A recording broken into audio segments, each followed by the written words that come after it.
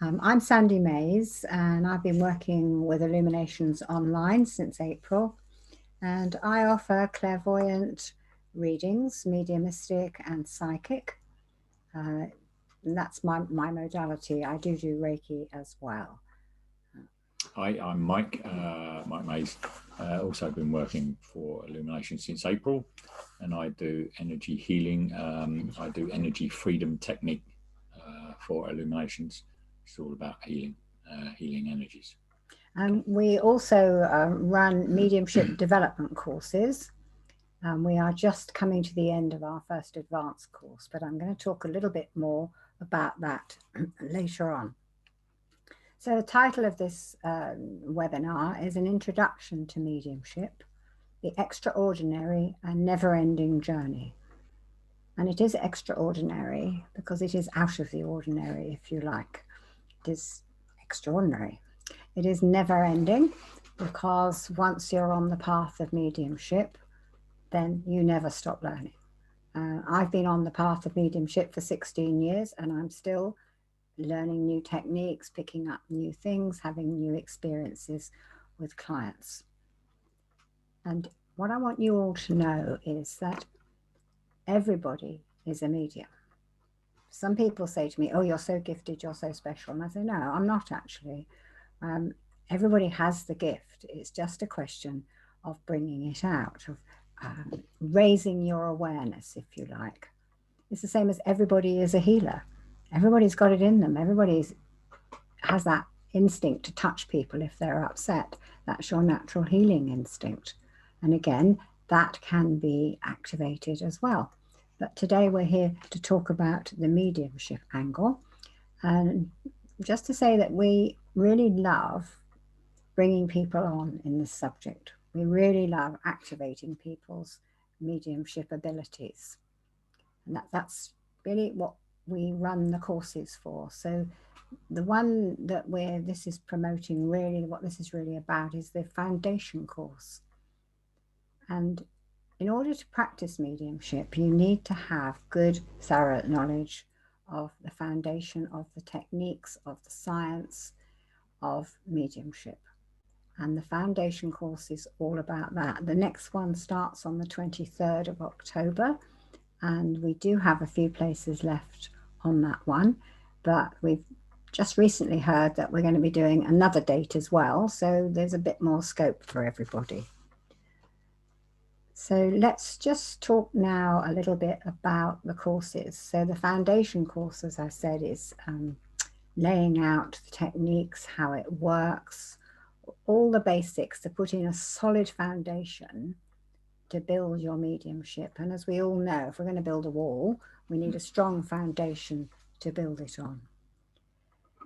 So the foundation course actually leads on to, if people are successful after the 6 weeks of 6 90-minute sessions, and there's about 3 1-hour one-to-one sessions as well.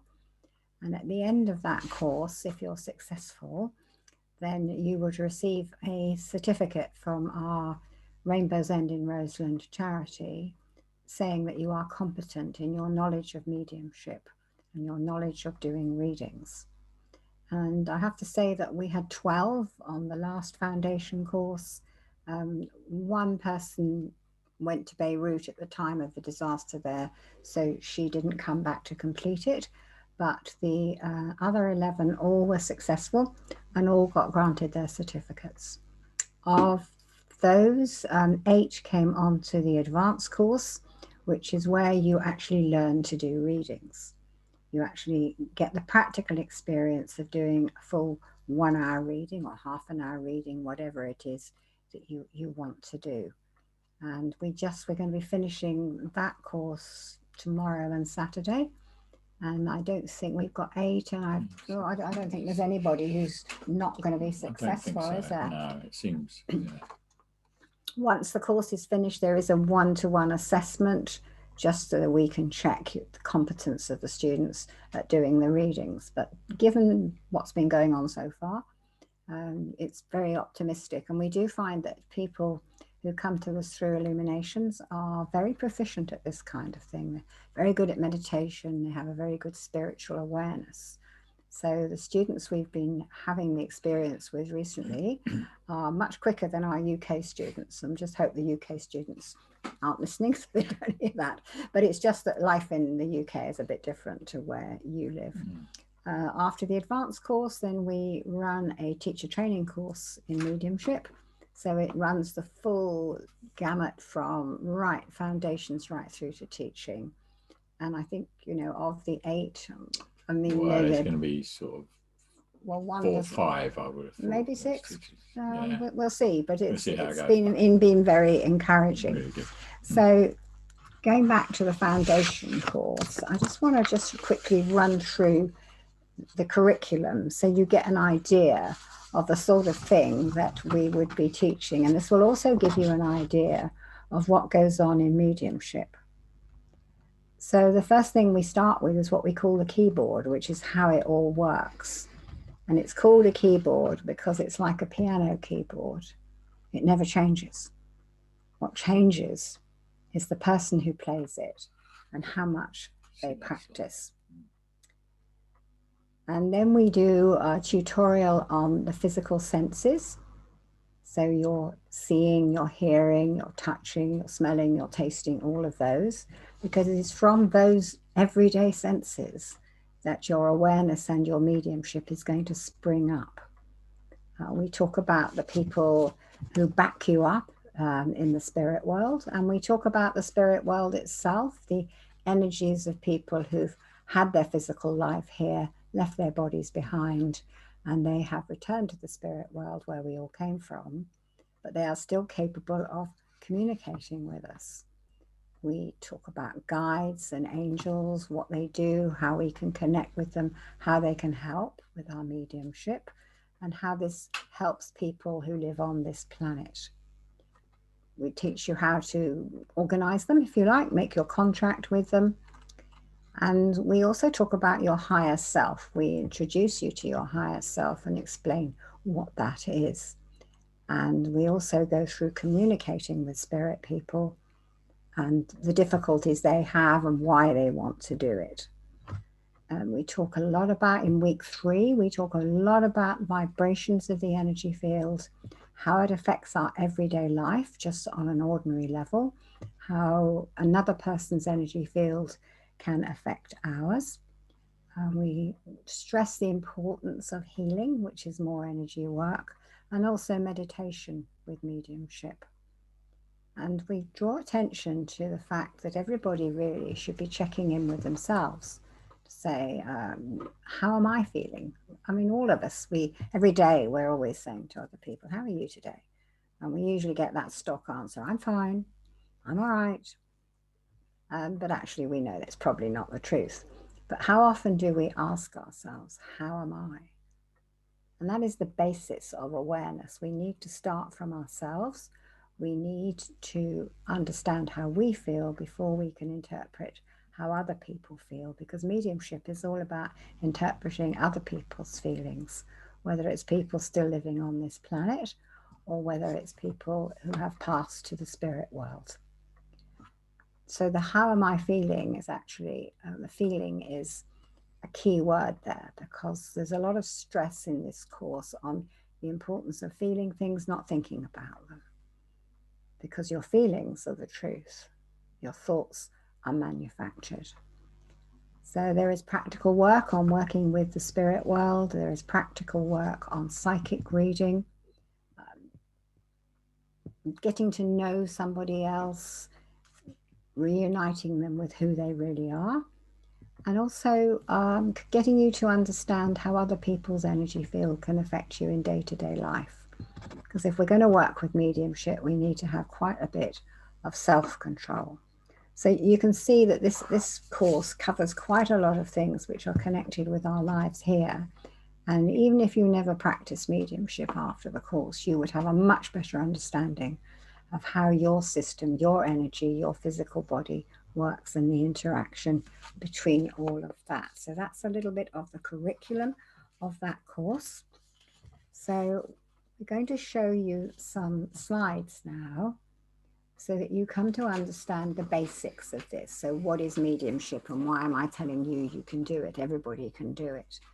So therefore we need to acquaint you with the actual structure of you, what you consist of, which is mind, body and spirit.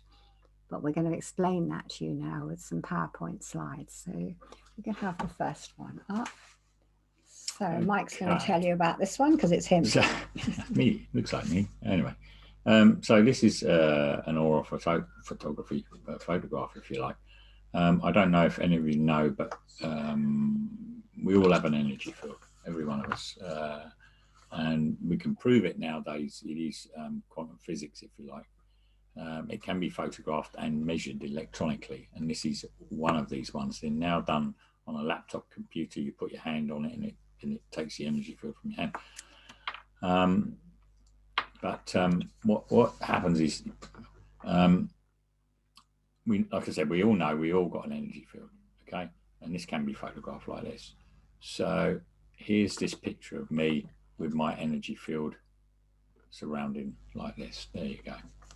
This was actually invented by a man called Kaliyan, a Russian man, in about 1929. He invented a special camera that can do this, called a Kaliyan camera. So Kaliyan photography is now quite prolific, and it takes photographs of all energy fields. It could be plants, animals, whatever, you know, trees, because everything has an energy field and everything vibrates. So that's just how that is there. Okay, so we're going to go on to the next one now, if it'll let me. So just know that you've got an energy field, and there it is. No. Okay, so now we're going to talk about the chakras. So what happens is we've all got this energy field, and it's fastened to the physical body by 7 major chakras. Now, I don't know if you know much about chakras. Again, that's a massive subject just on its own. So maybe you can look up some stuff online if you like, but we'll just talk about it basically here. They're fastened by the 7 major chakra points. And what happens is anything that comes into your energy field, anyone close to you, or if you're reading psychically, whatever, it comes into your energy field, goes in through the chakra system, which is attached to the main nerve group, if you like, the main nerve ganglia of the body, a bit like your spine. So it comes in through your energy field, up through the chakras, up through the nervous system, up to the brain, and gives you an impression. A bit like when you meet someone for the first time, very quickly, you probably know whether you like them, don't like them, there's something not quite right about them. I don't know, whatever information you may get from them. They're a sensitive person, you may get, oh, this is a really sensitive person, or there's a bit of trauma, whatever it is, you get from this person very quickly. And all that is a blending of your energy field and their energy field is blending together. And we'll show you a little bit more of this, how this works later in slides. But your energy field's blending with theirs. And in that blend of energy, you're picking up information from them, and they probably are from you. And again, this information goes in through your chakras, up through the nervous system, up to the brain, and the brain turns that into an impression or a feeling or a sense or a smell or a taste. And that's how that works. So you can see it's quite interesting, isn't it? By the way, on this, I will just say that we are going to give you plenty of opportunity to ask questions later on, and or if you want to put things in the chat box, questions later on, we will be talking to you about that. Okay, so I'm just going to say a little bit more about the chakras. It is, as Mike said, a vast subject, but just to give you a bit of an idea, a bit of a clue, they are the control centers of your energy field and your physical body. And they each have 2 tasks. One is energetic and one is physical. And they are protection tasks, if you like. And at the moment, I'll just pick on the throat as an example, because most people seem to understand that best. So the energetic job of the throat chakra is to get you to fully express your feelings, not your opinions, your feelings. And a lot of people aren't so good at this.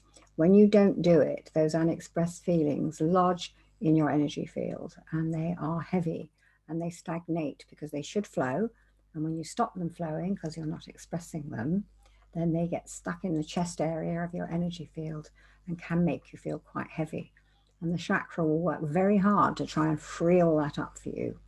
But it does need some cooperation from you.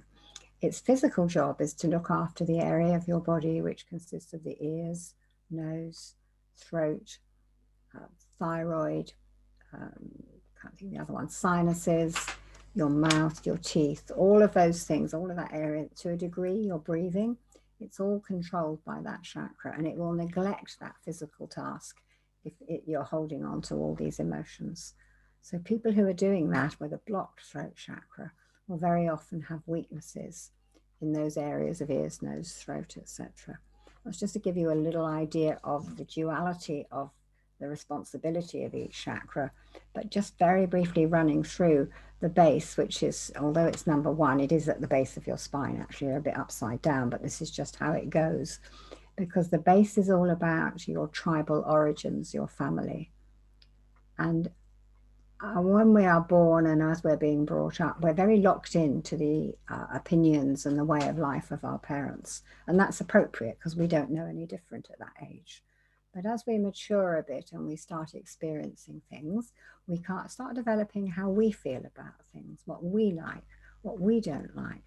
How does this feel to me, independent of any tribal or family influence? And that's what the job of the sacral is. That's all to do with you formulating your own ideas and feelings. The solar plexus, that's your decision-making center. So if you've come through the base and the sacral efficiently, your decision-making should be really firm and concise. But for a lot of people, they don't quite progress fully from base to chakra, from base to sacral. And so there's a little bit of a indecisiveness about some people. The heart, that's the center of your feelings, really. And that is the chakra that sits in the middle of the pile and connects those three base chakras, those three bottom chakras rather, which are all to do with our life on this planet. As we move up to the throat, which we've spoken about, the third eye, which is in the middle of your forehead, and that's to do with your psychic abilities, your intuition, and the crown, which is your connection to the universe. Those are your spiritual chakras. And the heart sits in the middle, poor thing, and tries to balance the whole lot out. And for most of us, some people have no spiritual awareness, some people have too much, and so it goes on because we're all unique. So that's just a little, very quick tour of the chakras, but they do control all your energy and all your body. So they are worth finding out more about. So if we could just have the So here we can look at this one again, the nervous system. This is the nervous system. And here, again, these look like flowers, all the different colors. These are the colors of the chakras. So these are the chakras as they are the base, the sacral, the solar plexus, the heart, the throat chakra, the third eye, and the crown. And if you notice, they're all connected. When we said I was connected to the nervous system, behind each chakra lays a massive nervous system here, and you can see all these little tiny nerves, if you like. So anything that comes into your energy field comes in through the chakras, in through this nervous system here, right? Okay, back through the main nervous system, the main nerve ganglia of the body, if you like, here through the spine, and into the brain here, and then the brain, as we said before, interprets it into what you're guessing, what you're feeling, what you're understanding. So this is actually the what we're looking at. If we could just put, we can't do this at the moment, but if we put an energy field around that, what we'd be looking at here is the integration of your spirit, which is your energy field, and your body, which is the nervous system here, and the brain. And this is the integration. So everything that comes in through the chakras into the nervous system affects how we think, how we feel. I hope you're picking up the impression that everything is totally integrated, and the energy in the energy field should flow freely if we are to operate efficiently as human beings. Because in the old days, if you like, ancient times, everybody read telepathically, automatically, and everybody was aware of their ancestors around them at all times. Which is why I'm saying to you, everybody's a medium, because we all have this equipment we're talking about here. The problem is that in the modern world, we live too fast. There's too much information. We are bombarded, and we're just driven, and we've just lost control of our lives, if you like. So most people don't even interpret the signals from their physical senses which connect into the nervous system, but they're just skimming the surface of it. And then when it comes to the energetic input from the energy field and the chakras, very few people are aware of the work of that system. And so there are so many blockages. Throughout the energy field, there are loads of meridian lines and nadis, which are little conduits. So it's like within your system, you've got main roads of energy, you've got sub-highways of energy, and you've got all these little back roads. It's very, very complex. And if we're not letting our energy flow freely, if we're letting our emotions overrule us and holding them back, then we will get blockages in the system. And this is why most people are unaware of the great power that they actually have. So again, I'll just remind you, we have, yes, Mike's saying desensitized. Desensitized, right. Actually, de-energized, desensitized with the, again, everyday bombardment of life. You notice these colors on the chakras, they become dull, they become, I don't know, almost less attractive and murky, if you like, so desensitized. So if you can imagine that having like a little blockage, say this one, for example, a little blockage here, the full energy is not going to be able to flow into into the nervous system here and up to the brain. So you're not going to get that clarity. You're not going to get that clearness of what you're sensing. A bit like if you see something, do you just see it or do you really look at it? So some people really look at something, or you might really look at something and understand it completely and almost sense that by just looking at it. And other people might just go, oh yeah, I saw that in the corner, and wow, that was it, and forgotten all about it. So it's very, very... See, and our senses, those are things we do know about. Everybody knows they've got senses. Yeah. But the tragedy of the modern world is not everybody knows this energy, nervous system, chakra interaction. This used to be the basis of human life. It was taught taught to children. It was the wisdom, if you like. It was how it all worked. And this is how the art of mediumship, the art of awareness, has been lost largely. So if we just move on now, we're going to show you the keyboard. So this is the keyboard of mediumship. And as I said earlier on, this never changes. And some students say to me, well, is that it? Aren't you going to tell me anything else? Isn't there any more theory? Are there any books on this? And the answer to that is no, not really. If you understand this diagram, which we're going to talk you through now, you understand everything there is to know about mediumship. It's a bit like if we show you a piano keyboard and we tell you the names of the white notes, the black notes, the sharps, the flats, etc., etc. We link that into a piece of music. You are then capable of playing the piano, but you're not going to make a very good job of it because you won't have practice. And you start with simple little things and build it up. Well, mediumship is exactly the same. Because the keyboard never changes on a piano. It's the only thing that changes is the person that's playing it. What they practice on.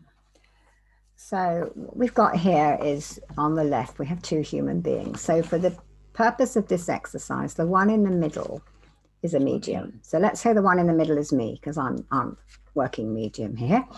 Mike does a bit, but not quite in the same way as me. Healing is much more his modality in Dubai.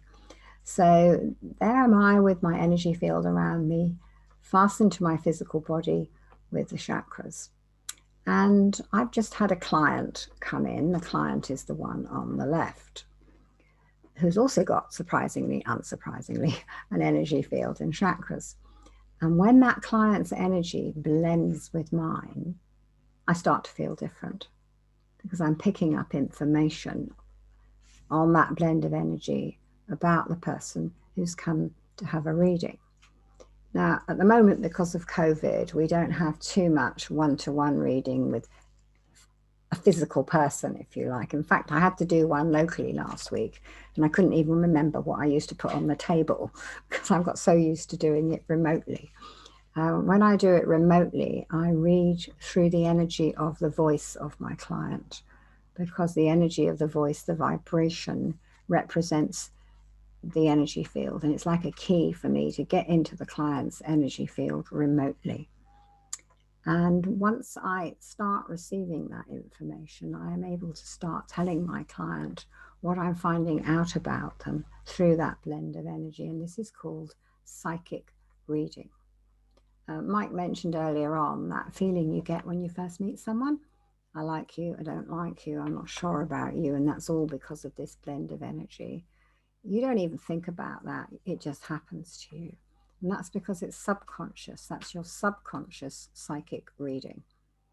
So with mediumship, when we're psychic reading, we do it consciously. So I am consciously looking out for changes that are coming about because of my blend with the energy of my client. And that's because in your energy field, in everyone's energy field, is everything about your past, everything about your present, your future potential, and your life purpose. So when I'm doing a psychic reading, I have a lot of information available to me to use during that reading. However, when I'm reading, I want to give my client an enrichment of their life, a fulfillment, an empowerment. I just don't want to tell them stuff they already know. You might think, well, she's clever, she knew that. No, I want to find out more about the real person, the essence of the spirit of the person. And when I'm reading an energy field, I am reading the spirit of the person. And even though we in this world tend to wear different faces, we present different faces for different jobs. You know, I have a different face when I'm in mother mode. I have a different face when I'm in wife mode, etc., etc. But underneath all of that is the essence of me. And what I'm looking for in my client is their real essence. So I'm not very interested in what went on in their past. They were there when it happened, and we can't change it. But certain events in the past will be affecting the client's behavior in the present. It will be having an effect. So I read for somebody the other week, and the husband had died 4 weeks before. That was an event in this lady's past, which was absolutely affecting her present. She was absolutely grief-stricken. So there's an example of how the past influences the present. So that's the kind of thing I would talk about. Or maybe things that happen in childhood. And it's still affecting us in the present, which happens quite a lot, you know. Or things we learned at school or whatever. But if it comes forward into the present and it's affecting your behavior, then I'll talk about it. In the present, contrary to popular opinion, I am not interested in the intimate details of your life because that's your business, and also because it changes all the time. One message, one phone call, one meeting with someone, or you read something, you hear something, and your life can change in a second. It just can, or one phone call. Everything changes and you are thrown off balance by it. So I'm not interested in the detail of that. I'm interested in how you cope with it. And how we cope with these upsets in our lives or these changes in our lives tends to be the same. We have coping strategies, and they tend to be habitual, conditioned, and as a result of things from the past. So there again, the past affecting the present. And sometimes that's all right. Sometimes it's still appropriate. But sometimes I find with a client that those coping strategies are out of date. Their shelf life has expired. They're not appropriate for the person that my client has become. And so I'll just point that out and say, well, you're aware this is what you're doing. Where does that come from? And we'll have a little conversation about it very gently. But what I'm trying to do is show them that actually there are different ways to make decisions because we all have choices. And a lot of people today are so conditioned by their upbringing, their education, that their choices have been limited. They've been enclosed. There are big boundaries there. And one of my aims is to free people up from those boundaries and say, oh, actually, it's fine if you're happy doing it like this, but did you realize you could choose to do it differently? In that area of reading the present, I will also ask my client, is there an area of your life you would like me to look at in depth? Because I won't go in depth without permission because I consider that not to be very polite. So if somebody says to me, oh, well, could you look at my relationship? Then I have permission to delve deeper without being intrusive. And I can find the energy of someone's partner in their energy, because it makes an impression on all of us, who we live with, who we mix with a lot. I will find that energy, and I'm able to work out some of the basis of any disagreements or any unhappiness, what's going on. I can do the same with career or location, family. Somebody the other day, she wanted me to look at a quarrel in her family with one of her sisters. And in fact, I did it, and it worked out quite well, actually, because I just picked up exactly what had been going on, and we were able to discuss it because she felt empowered to discuss it with me. But it can be any area, as I said, career, relationship, family, location, and that's all in the present. And then we come to that rather sensitive issue of the future. So a lot of people have the opinion that mediums have crystal balls and we tell the future. Well, I don't have a crystal ball, and it is impossible to categorically tell the future. And the reason for that is because everybody has free will. Everybody has the ability to choose for themselves. So I may sense things coming up for people, and I might say, well, you're going to have the opportunity to do this. It is likely that this will happen. But I will never know what they will do with that occurrence when it turns up. So it's always potentials. In actual fact, in England, it's illegal to tell the future. It is now, anyway. You can be sued for it. It is illegal because, as Sandy said, you have free will.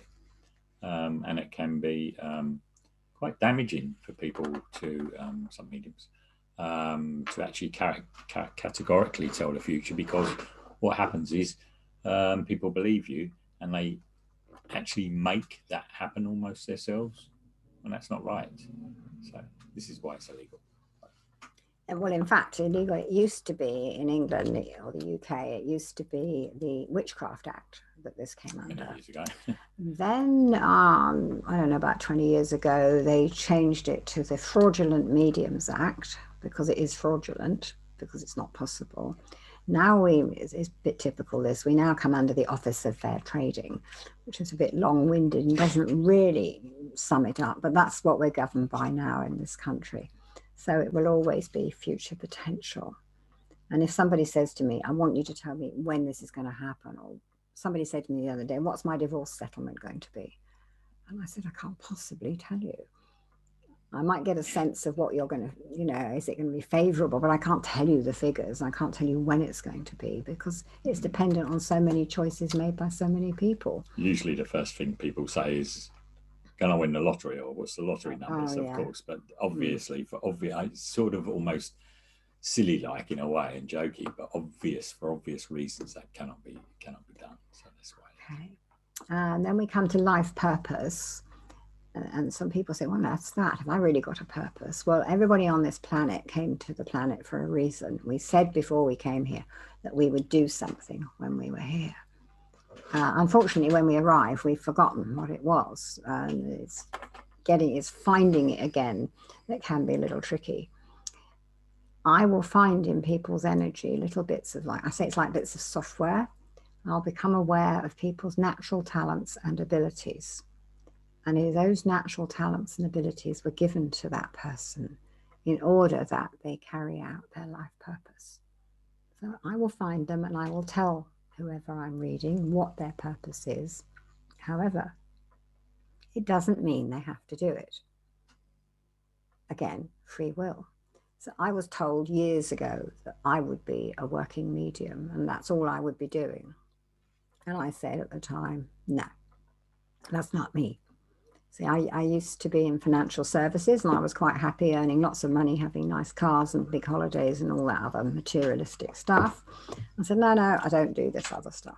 Anyway, years later, I came across the lady who told me that. And I was by then working as a medium. And she said, told you so. I said, okay, Val, yeah, you were right. But I didn't have to do it because she said. An opportunity came up, a circumstance in my life, which was the death of my last husband, led me to investigate mediumship, to go for readings. And then I realized the importance of it because of the comfort it gave me to have him brought through and identified by a medium. And then I realized that I was supposed to teach it as well. So it was an evolution, if you like. It wasn't sudden. But because it's my life purpose, I am fulfilled by it. I don't question it. I love doing it. And that's what happens when you find your life purpose. So all of that I've been describing is all part of the psychic bit of a reading. And all of these aspects are part of the foundation course. Now, the strange shape, or not strange shape, but the energy field on the right there, which doesn't have a body in it. Nobody. Mike likes to say it's nobody. And that is a spirit person. So a spirit person is the energy field of someone who's been on this planet and had a physical life like we are. The physical body has died, as ours will. The chakras release the energy field and it returns to the spirit world. But it will have the same characteristics, memories, emotions, experiences of the person as they walked their life on this planet. So in the second half of a reading, I will be aware of spirit people coming in, and my rule is one at a time. So I only let one blend with me at a time, but a spirit person will blend with my energy. And in the same way as when I blend with a human being, the blend of energy with the spirit person will start to make me feel different. And those differences will be information about the spirit person, because that spirit person has come for my client. And they want to give me information about themselves so that my client says, oh, I know who that is. And it's just as well they do, because I haven't got a clue who it is. I just know what I'm being told to say. But it's what we call the evidence. It's the identification of the spirit person. Once my client says, oh, yes, I know who that is, then the spirit person is allowed to give their message and say why they've come. And the reasons are numerous. It can be an apology. It can be to comfort their person here. It can be to say, I know my death wasn't pleasant, but actually I'm fine now. It can be to give advice, which I always tell my client, you don't, as in life, you don't have to listen to advice from people you know, but you might want to. There's a myriad reasons that come out in a reading why the spirit world want to communicate, but they do. And mediums are on this planet to give the spirit world a voice, because without us, they cannot communicate. It's very frustrating for them. One of the worst experiences for them is their own funeral, because mostly it's very exceptional that this is different. They will be referred to in the past tense. So he used to do that. She was like that. But they're there in spirit. Their energy is there. And they're saying, actually, I'm still here. You're talking about me as if I completely disappeared, but I'm not. I'm here. And they want to comfort people and say they're all right. So that's just a little taster for you of reasons they want to come through, but they do. Probably the most powerful thing you can imagine is if you went to the spirit world, you'd want to communicate with your loved ones. And if there were no mediums, you wouldn't be able to. So that's just a little bit of a thought for you. So one other aspect I want to highlight at this moment before we give you some time for questions, maybe. That blend of energy between me and a spirit person is not an easy one. It's not an easy bridge to cross, because as human beings, we all vibrate pretty much at the same level. So the blend, I'm going to pick it up really easily because it's on a level. The spirit world, on the other hand, they vibrate high, fine, and fast. So that we are long, slow, and heavy vibratory because of the weight of our physical bodies. They don't have those anymore. They're flitting around, very light and bright. So we need some help bridging that gap between the two vibrational levels. And we do that with a set of senses called the clair senses. And here they are. There we go. So we've all got 6 senses, if you like, 6 physical senses. You see things, you hear things, you touch things, you smell things, you know things, whatever, you taste things. But we've also got 6 clair senses. Now, clair, French meaning clear. So the clear senses, if you like. And these senses, as Sandy said, vibrate on a lot higher level. Okay, so that's how we can bridge the gap between our physical senses, as in the psychic, between two people, energy reading between two people, or the clear senses, if you like, the spirit, higher vibration, and reading from the spirit, or getting a sense, see this word again, of knowing, seeing whatever from the spirit person to us. So that's how we do. As you notice here, clairvoyance, so clear seeing, there are two types of clairvoyance. So there's objectively and subjectively. So objectively, I always get this one wrong. It's objects seeing objects, isn't it? Me, that's me. Yes. So we'll go with subjective first, because so clairvoyance subjectively, okay, so that's seeing them, if you like, in your mind. So Sandy would see a spirit person in her mind, and she will be able to give that, describe it, if you like, to the client. I see subjectively as well, but I see objectively. So I see a spirit person outside in the room, as if I was looking at you. In fact, I see them just as they were, just as they are. I see them at funerals sometimes. I want to wave, but sometimes people think I'm a bit silly. But so on airplanes, it doesn't matter. I see them outside as well. Clairaudience, audience being hearing, again, objectively and subjectively. So Sandy would hear in the mind. I often hear outside. So many times I'll say, "What did you say, Sandy?" And I could hear people talking, but there's nobody there. There is, but in theory, but there's no physical person there, if you like. But I hear them outside in the room. And funny enough, I do have a hearing problem, and my hearing's not good at all. But when spirit come in, or spirit want to talk to me, they have this wonderful knack of making me hear it, even if my hearing wasn't that good. So they can get in all sorts of ways. Clairsentience is feelings.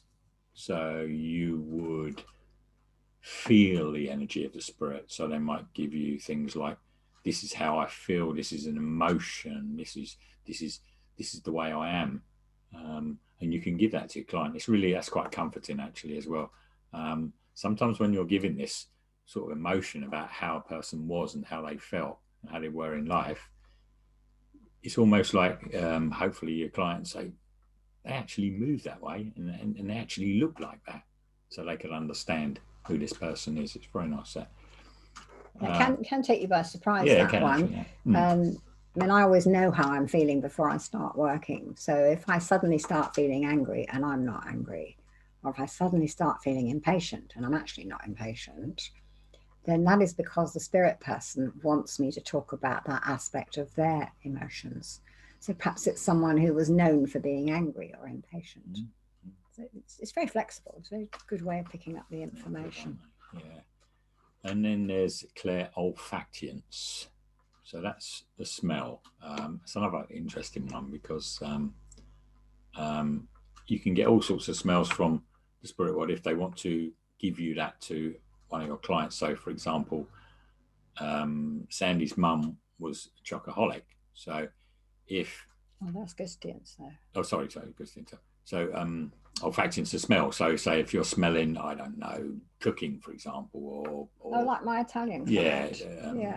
I was reading for an Italian gentleman and I had his grandmother with me, and he was saying, "Yeah, I think it's her. And to me, that's not good enough. I want them to know it's her. So I said to the lady in my mind, the spirit lady, I said, "Give me something that's going to make him say, I know it's her." And I suddenly smelt cooking of garlic and onion and tomatoes with a bit of wine in there. And I just told him this. And he said, "That's definitely her." He said, "Her kitchen always smelled like that." So that was a good example of olfactience. Yes, you want to hope they're nice smells though. That's that as well, but can't guarantee it. Gustiance is a tasting where it's getting on, and you can smell chocolate if you. But again, like Sandy's mum was a chocoholic, so they may give you if your client was spirit person was a chocoholic, they may give you the taste of chocolate. So you say, I got a taste of chocolate. Did this person like chocolate? And 9 times out of 10 it would be yes, absolutely fascinated by chocolate or whatever it is. We had one that was raw onion. That's not so good. But that's not so good, but that person absolutely loved eating raw onion. So it's all this sort of thing. So you can get a lot of tastes from the spirit world as well. So it's just giving you.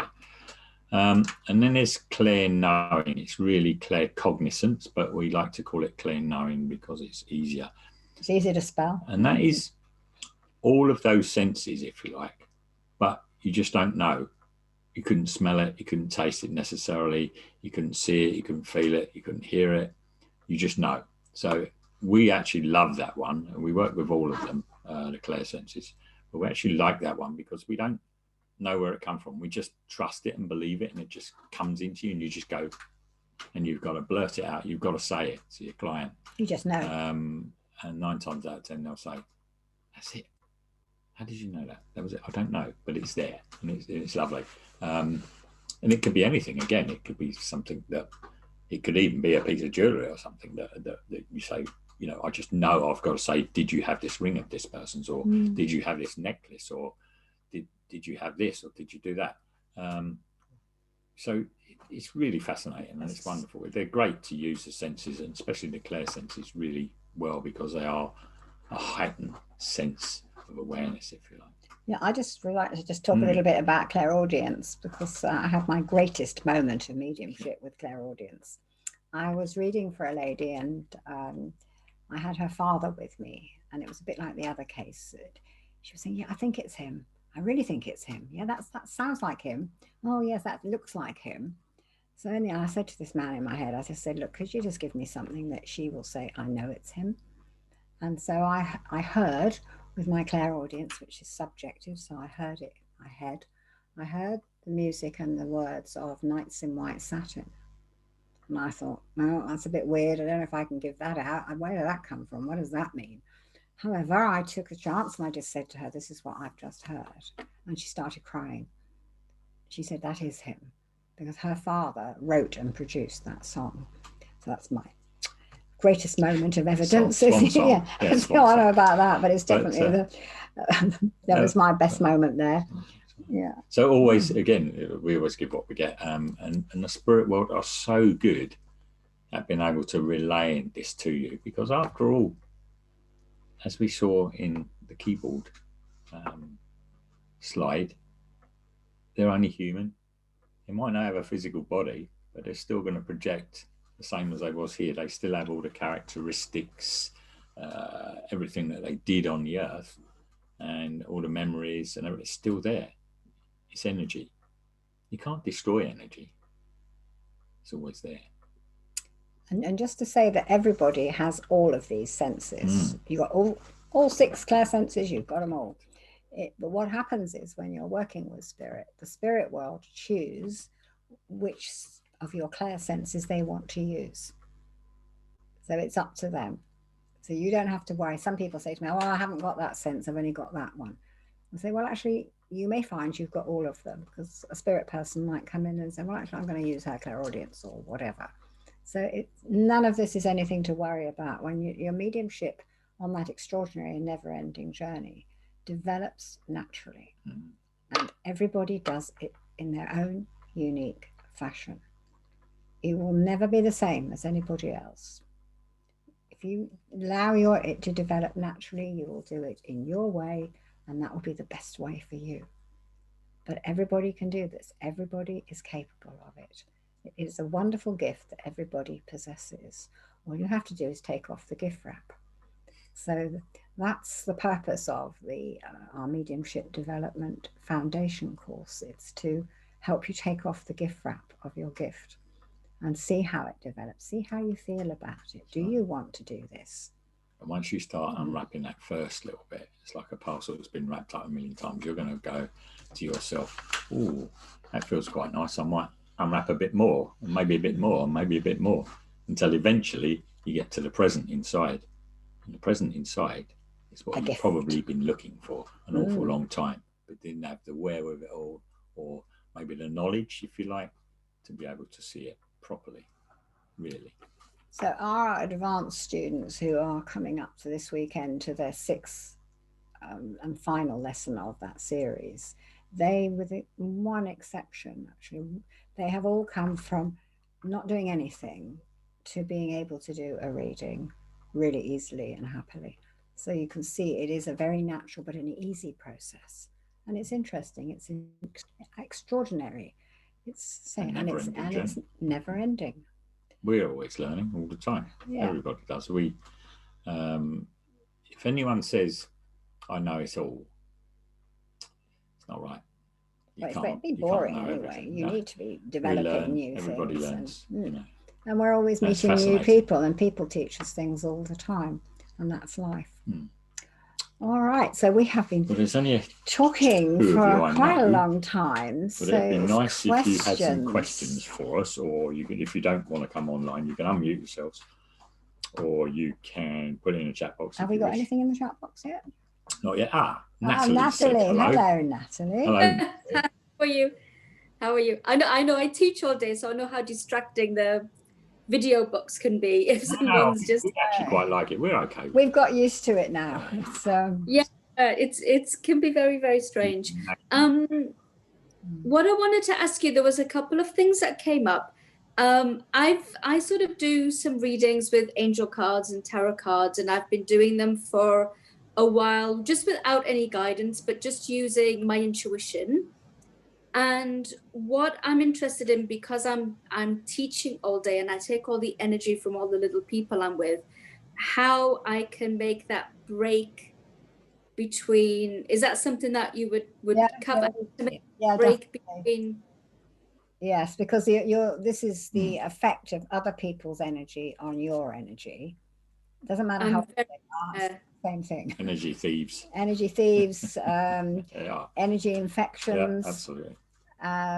It's very common. It goes on all the time, and it can be draining. It can be very disturbing. And how many do you have in a class? Well, I actually teach learning support now, so I do one-to-one. Okay, so that's probably better for you. That's probably but it's still probably harder because learning support and that's more intense. There's a lot of energy going there. There's a lot of energy going on there. I mean, in my mind, the thing I keep in my mind is always, it's just a child. No matter what's going on, it's just a little boy, it's just a little girl. So that I always give off a positive energy, even if they're, being frustrated. And I found that just generally, it sort of happened sort of through osmosis as time's gone on. Like I've sort of got into yoga and I want to do this a lot more seriously, because I know that I feel I have an ability to help through different mediums. And the other thing that came up as well was when you mentioned about Claire, is it all when you could smell? When you smell. The last time I went to Illuminations at the beginning of the year, I smelt cigarette smoke everywhere I went, and there's a complete smoking ban everywhere in Dubai now. And I'm like, where is this smell of cigarette smoke coming from? And I smell it quite often, usually in wide open spaces, so it's not anybody around me. Do you personally have anyone in the spirit world that you would associate with smoking? My mum's mum. Okay. I feel it's her. I feel it's her. So that's absolutely right. And she's being very persistent because she's obviously got things she wants to say to you, that she wants to share with you. Trying to knock on your door. And she's drawing attention to herself as she is a representative of the spirit world. Yes. What I'm sensing about you as I'm talking to you and you're talking to me is how sensitive you are. Yeah. Yes. So you're going to admit to that. A lot of people deny it. Yes, I'm aware. Actually, in some ways, having to isolate has actually helped me build up energy. Yeah, because COVID's been good for that, hasn't it? Yeah. Us all. But Yeah. see, the spirit world, and they may have appointed your grandma as their representative because of the sensitivity of your energy. They would be saying she could work for us, she could be our voice, she could be a voice. So they're sort of Yeah. keeping on and on a bit till Yes. you take notice. Do you get that feeling? I do quite often, actually. Yeah.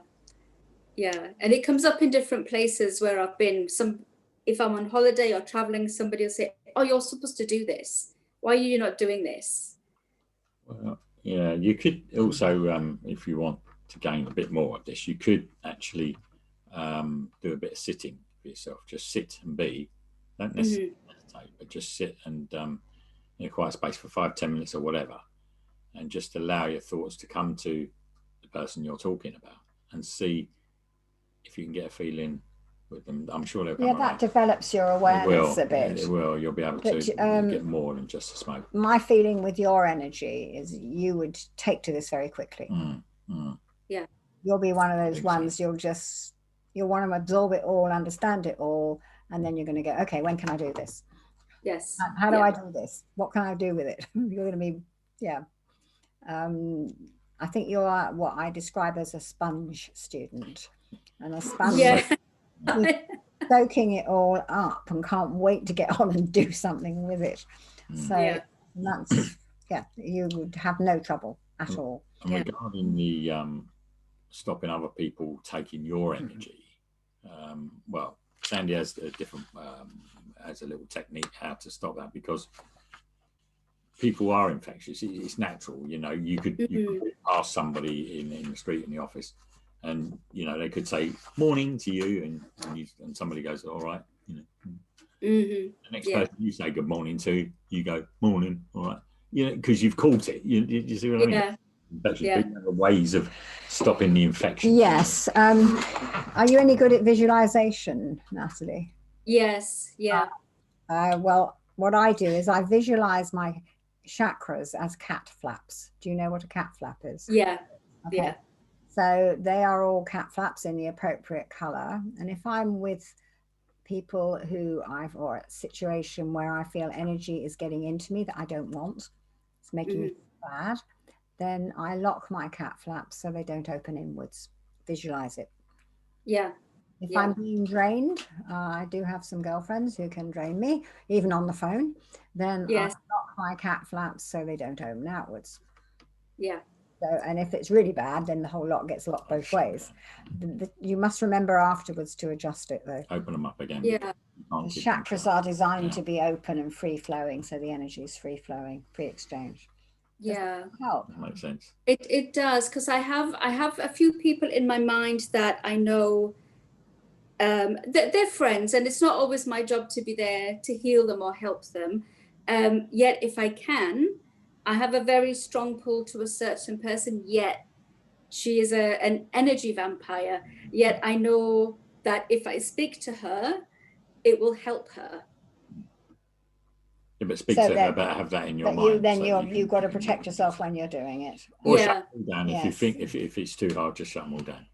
It gets easier if you're seeing her regularly. You'll find that once you start doing this, you'll feel better when you're with her, because you'll be you won't feel apprehensive. You think, oh, I know what I'm doing with this. She's not having my energy. I'm not having hers. We're just going to have a chat. Yes. And exactly. Much more natural. And actually, that's something I want to say to you. I feel you're a very natural person. Yeah. You're more at home in natural surroundings than you are in towns and cities. Yes, definitely. That's very good for your energy. And being a sensitive, you probably wouldn't like too many crowds, like shopping malls and things like that. It's too much energy. Yeah. Now they only let a few people in at a time, so I really like. Yes, that's what we like. Yeah, actually. absolutely. All right. Well, hopefully that's answered the questions. All right. So now, Julia, have you got any questions? Have you got a question at all? If you're there, don't have to. You don't have to. No, you could put it in the chat box if you did. No, that's all right. Good. I've got some questions here which have come up on other webinars, which you've already tackled, the one about being infected. But sometimes people ask us, well, when you're working like this, what about negative energies? How do you protect yourself? Particularly with the spirit world. And our answer to that is that, in fact, there are more negative, dangerous energies on this planet than there are in the spirit world. There is strict law and order in the spirit world, and they are restricted as to when they can come to present themselves to a medium. They can't come until they're trusted to behave. And if mediums are working with integrity, then nothing bad will ever happen, because we have doorkeepers, might calls them bouncers, that keep crowd control organized. And there is nothing to fear. They say there's more to fear in this world than there is in the other world. Much safer. And I think the other thing, we're out of time, aren't we? Intent and trust. It's intent and trust. So if you were with some girlfriends with a few bottles of wine and a Ouija board, you can expect trouble, because that's just doing it for fun and a game. And it's like gate crashers. They are gate crashers. If you put something out on Facebook, I'm having a party, and you only put it to, say, 20 of your friends, it'll be nice. If you put it out on Facebook, say, for example, I'm having a party, everybody's welcome, you're going to get a few gate crashers that might not be welcome. And that's natural. That's called life in the spirit world. It's like, so we're just going to finish, but I just wanted to say one more thing to you, Natalie. I think you're too good for card reading. You will sense things so well that, I mean, you can use cards if that's absolutely fine, nothing wrong with it, but you don't need them. Your senses, your intuition, your psychic reading and your mediumistic reading with spirit would be very top of the range, shall we say. Cards is interpretation of the cards. You don't need that. You can do real interpretation. Yes, because interpretation of the other people. Very often people who read cards, and I think you said you do it intuitively, but very often people use their minds.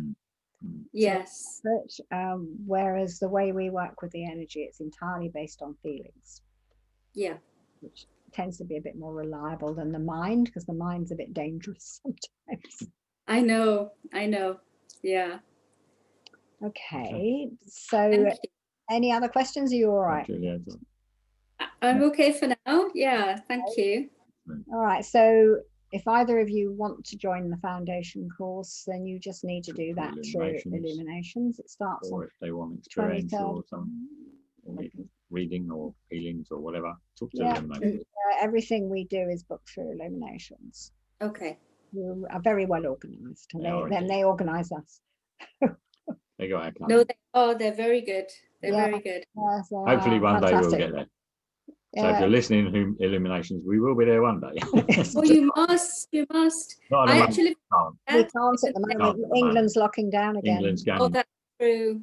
We're on curfew as well. I'm in Muscat, and we have a curfew as well in Oman. But whenever I've been to Illuminations, it's been wonderful. Good. It's been really, really, really worth the visit. Yeah, well, we love working with them online. So hopefully one day we'll be able to get on a plane and go out there. Yeah, but there we are. Anyway, thanks for joining us, both of you. Yes. Hope you've enjoyed this. And thanks once again. Thank you so much. Right, be safe. Yeah, be safe. Thank you. You too. Right, bye. Bye-bye.